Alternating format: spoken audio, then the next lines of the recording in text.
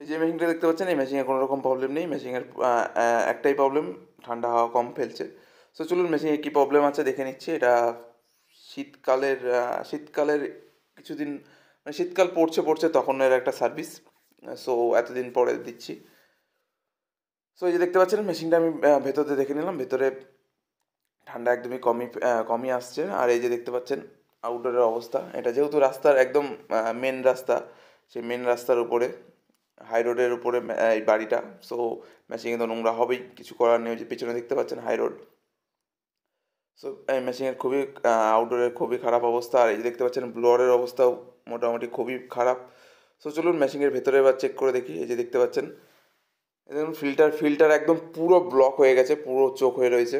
So মেশিনটা service করে একদম মেশিনটাকে মানে মেশিনটা যেহেতু একদম অফ হয়ে যাবে বা মেশিনটা চলা বন্ধ হয়ে যাবে, যার জন্য কাস্টমার মেশিনটা সার্ভিস করে তারপরে অফ করে দেবে।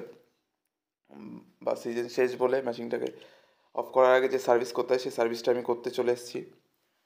আর এই যে দেখতে পাচ্ছেন কয়েলটা আপনাদের দেখালাম, কয়েলে ঠিকঠাক নোংরা রয়েছে, খুব একটা বেশি না।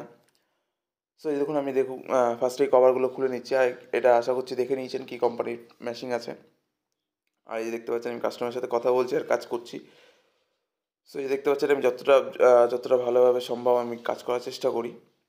আর কেউ কোনো কাস্টমার যদি বুঝতে না পারে তাকে আমি অবশ্যই বুঝিয়ে দেওয়ার চেষ্টা করি। সো এই দেখুন আমি কভারগুলো খুলে নিয়েছি। খুলে নেওয়ার পরে দেখুন কুলিং কয়েলের অবস্থা মোটামুটি ঠিকঠাক নোংরা রয়েছে, খুব একটা বেশি না। সো চলুন এবার আমি মেশিনটাকে ক্লিন করে দেবো। তার আগে ব্লোয়ারটাও আপনাদের দেখিয়ে দিই, ব্লোয়ারের কী অবস্থা। এই দেখুন ব্লোয়ারও দেখতে পাচ্ছেন যে হালকা হালকা নোংরা ভালোই পড়ে রয়েছে। সো চলুন মেশিনটাকে এবার আমি ক্লিন করে দেবো। তার আগে উপরে যা ডাস্ট রয়েছে সেই ডাস্টগুলো আমি ভালো করে ঝেড়ে দিচ্ছি, যাতে পরে ডাস্টগুলো আমি পরে যেহেতু জল পড়ে যাবে সেই ডাস্টগুলো বের করা মুশকিল হয়ে যাবে, যার জন্য আমি প্রথমে ঝেড়ে নিলাম। ঝেড়ে নেওয়ার পরে এবার আমি কভারটা দিয়ে দেবো। কভার দেওয়ার পর তারপরে আমি সার্ভিস করা শুরু করব। কভারটাও ভালোভাবে দিতে হবে, কারণ যাতে নিচে জল না পড়ে। তো ও একটু পরে, কিছু করার নেই, যেহেতু হাই হাই পাম্প বা হাই জেট মেশিন। সো দেখতে পাচ্ছেন আমি ভালো করে ক্লিন করে দিচ্ছি। প্রথমে কুলিং কয়েলটা পরিষ্কার করে দেবো, তারপরে ব্লোয়ারটা পরিষ্কার করবো। সে দেখুন কুলিং কয়েলটা আমি পরিষ্কার করতে করতে আপনাদের সেট আপটা দেখিয়ে দিচ্ছি। প্রত্যেকবারে আমি সেট আপটা দেখাই, তখন মেশিনটা কীরমভাবে রাখা থাকে বা কীরমভাবে সার্ভিসটা করা হয়, তার জন্য। আর এই দেখতে পাচ্ছেন আমার কুলিং কয়েল করা কমপ্লিট। এবার আমি ব্লোয়ারটা পরিষ্কার করে দিচ্ছি।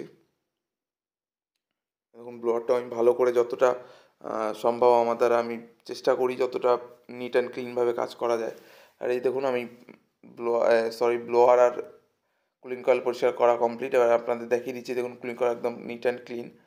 এই দেখুন পরিষ্কার জাস্ট হয়েছে, তার সাথে সাথে আমি মেশিনটা দেখানো শুরু করে দিয়েছি আপনাদের, যার জন্য ব্লোয়ারটা ঘুরছিল। যেহেতু হাই প্রেশারের জল ব্লোয়ারে যায়, ব্লোয়ার অটোমেটিক করা শুরু করে দেয়। তো দেখতে পারলেন ব্লোয়ার একদম ক্লিয়ার। এবার আমি আউটডোরে চলে এসেছি। আউটডোরটা ভালো করে পরিষ্কার করতে হবে একদম যতটা সম্ভব। পুরো নিচ দিয়ে যে আশা করছি আপনারা দেখেছেন নিচে কাস্টমার দাঁড়িয়ে ছিলেন, নিচ দিয়ে দেখতে পাচ্ছে কী পরিমাণে কালো জল বেরাচ্ছে। সো আপনাদেরও দেখানোর আমি চেষ্টা করছি।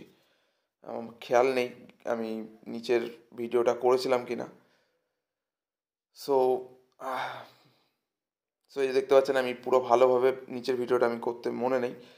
সো পরে পরে কোনো ভিডিওটা আপনাদের দেখিয়ে দেবো। আর এই দেখতে পাচ্ছেন আমি পুরো ভালোভাবে ক্লিন করে দিচ্ছি পিছন থেকে সামনে থেকে। আর এই দেখতে পাচ্ছেন এখন পরিষ্কার জল পড়া শুরু করে দিয়েছে, আশা করছি আপনারা বুঝতে পারছেন। সো আমার আউটডোর পরিষ্কার করা কমপ্লিট। এবার আমি দেখুন প্রত্যেকটা কভার ভালোভাবে ধুয়ে নিচ্ছি, যাতে কোনো কভারের নোংরা না থাকে।